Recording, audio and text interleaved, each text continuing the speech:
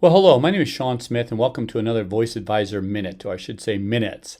This is a resource amongst several resources we've created. This one's on prompting, and if you're new to this, our focus is to help facilitate those social skills learned in the virtual reality by your student to facilitate practice and generalization on our part, the educator, in the classroom or school environment.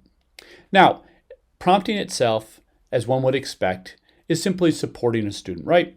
So in terms of specifics, it's teaching the technique used to, increase that likelihood of that social skill, that behavior we're trying to facilitate. Now for voice, we've been focusing on 10 social skill domains and a variety of skills that follow. Now depending upon your student and where they're focused, we hope prompting in a general sense can help with practice and generalization into the classroom environment, or at least into the school environment. Now we're going to focus in on response prompting. And that has a number of different elements that we're going to focus in on. And so we're going to get into this, everything from gestural all the way down to full physical. So let's get into it. Gesture.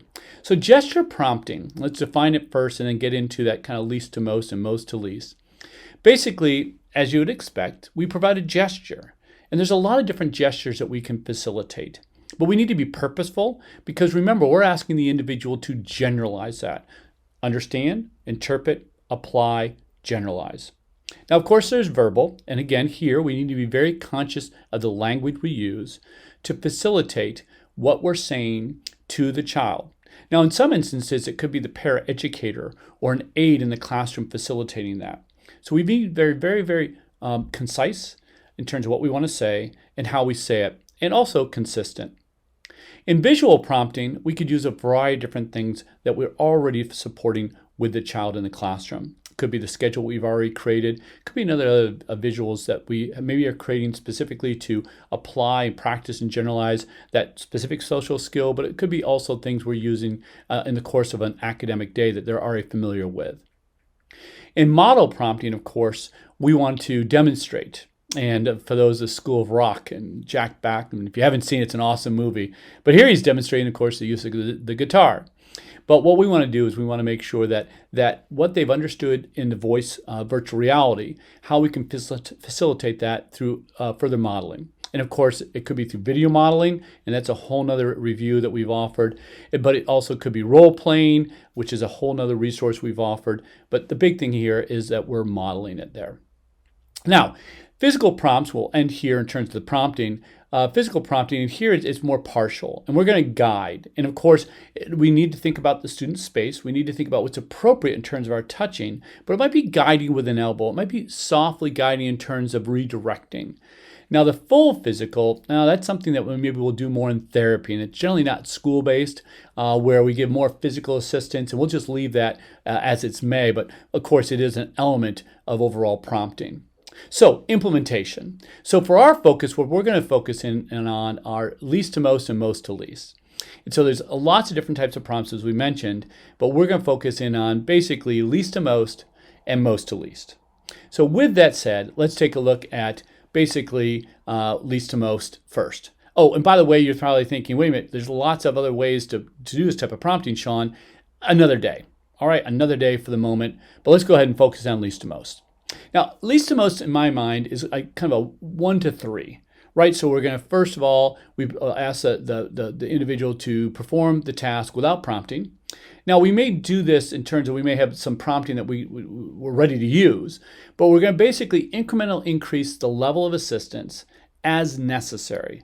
Now, we're not waiting to fail, but rather we're hoping through the knowledge they've gained, through the examples they've seen, particularly through the virtual reality, maybe through what we've been able to practice in the classroom, that then we are going to need very limited prompting. And so let's start off with very, very limited and then assist as necessary. Now here's an example. And this example, of course, is sitting off our resource guide. And I'll let this resource guide speak for itself. And of course, a lot of information there. So the example would be on a resource guide for you to further facilitate. Now, most to least, we're going to start off the opposite, right? We're going to provide prompts that are most assistive.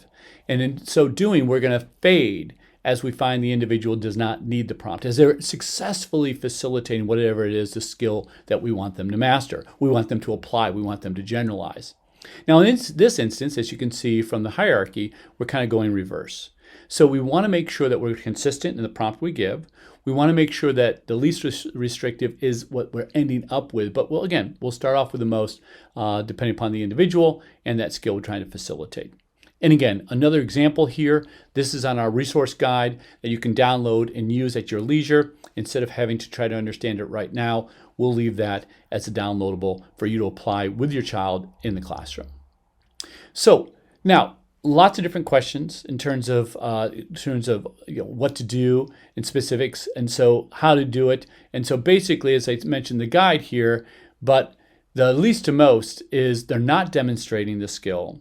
So we're going to implement this one when they're not demonstrating the skill and they need to have some sort of facilitation for accuracy.